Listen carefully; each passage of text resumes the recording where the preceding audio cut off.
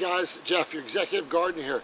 I'm going to give you an update just on a few things that are going on my garden. It's June 17th here in Houston, Texas, and lots of stuff growing. Let me give you a quick update on my hydroponics, quick update on my sweet potatoes, and some other stuff that's growing here in my backyard garden here in Houston, Texas. It's daytime 90-95 degrees here.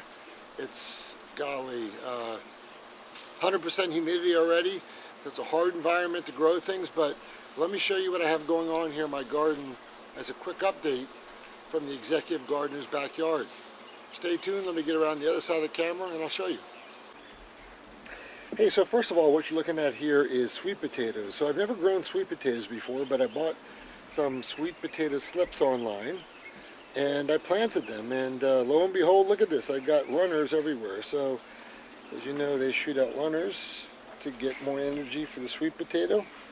And I've got a whole patch of sweet potatoes here. I've got one variety here, and you'll see over here I've got some more growing. These are a different variety, you can tell by the leaves.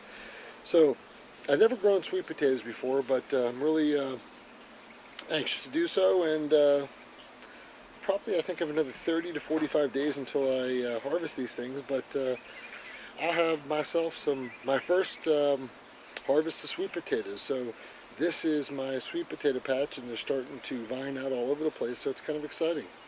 So here is my my patch of sweet potatoes.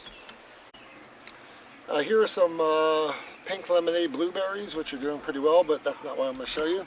So if you have followed the executive gardener videos for quite some time, you'll notice that as you've seen from my previous videos, it's not easy to grow grapevines here in Houston, Texas.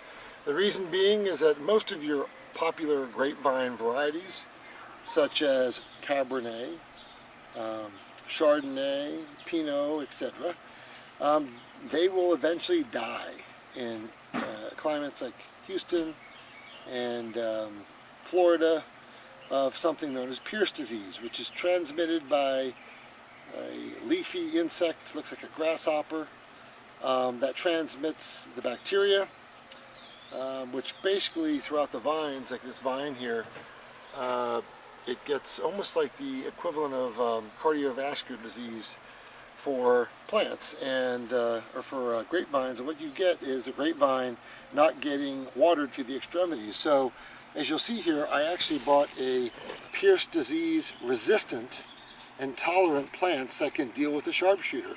So you'll see my first set of grapes here. This is only a 2-year-old vine, but those are white grapes that should get bigger. These just started. There's another bunch right there. And I'm very excited because it is not easy to grow vines here, and this is in my backyard. So I forget the variety. I think it's some type of white vine variety. I can't remember exactly, but I think it's Blanc de Bois, which is tolerant and resistant to Pierce disease. So I will have a set of white grapes. These, I believe, are used for wine.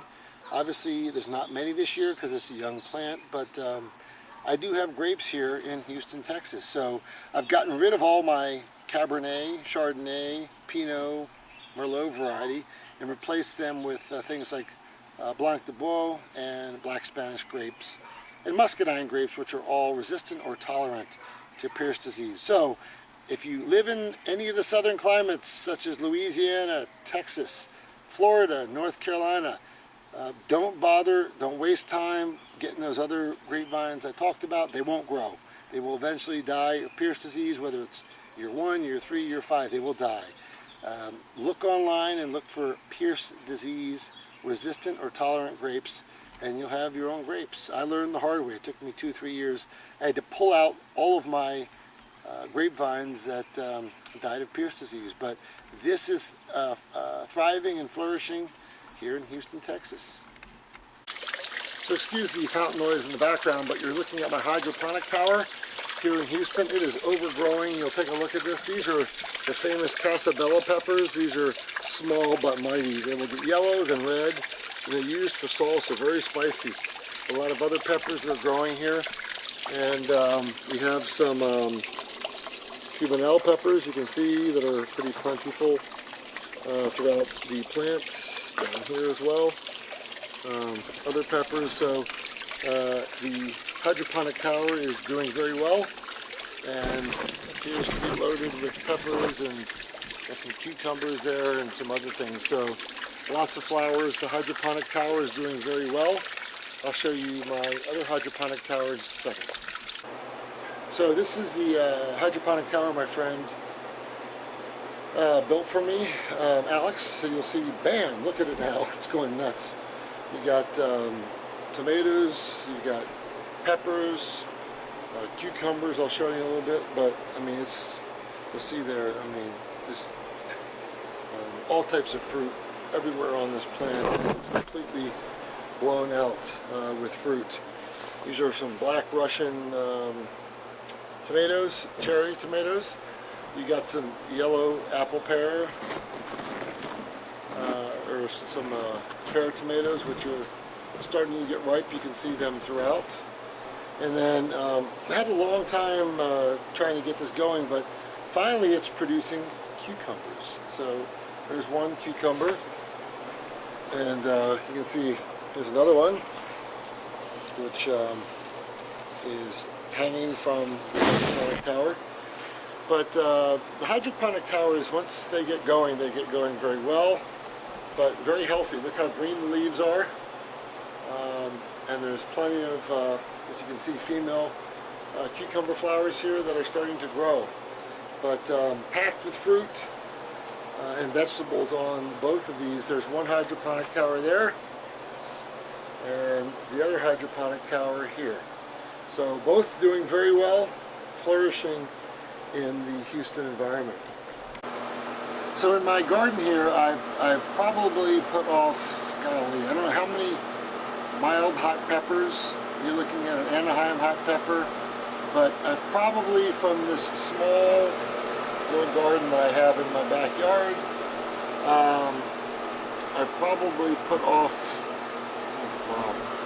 85 hot peppers so far. I wait till they turn red. So if you do Anaheim peppers and peppers like that, wait till they turn green, then red. Once they get red, they get a very hot, mild sweetness to them. You can see this one is just starting to turn red. That one's still green. There's another one over there turning red a little bit. And I'll see if I can show you. There's another dark red one right there. One turning red and one that's green. But please be patient. Wait till your peppers, if they're the right variety, turn red. That's when they get really good. Here's another variety you'll see here. Turning green, yellow to red. Look at this. This is my first ever, what I believe to be my first ever 1 pound tomato. So you can see my hand here and how big this tomato is. It's not done yet, but I have my first 1 pound tomato, which quite frankly I've never had. I've seen other channels get it, but I'm very happy to have my first 1 pound tomato here. So in general, this is an update. All types of peppers and tomatoes that are growing. I got cucumbers galore growing in here. But as you'll see here, this is a little mini octagon which is completely chicken wired in on the side of my house to keep all the pests out. But again, tons of stuff growing.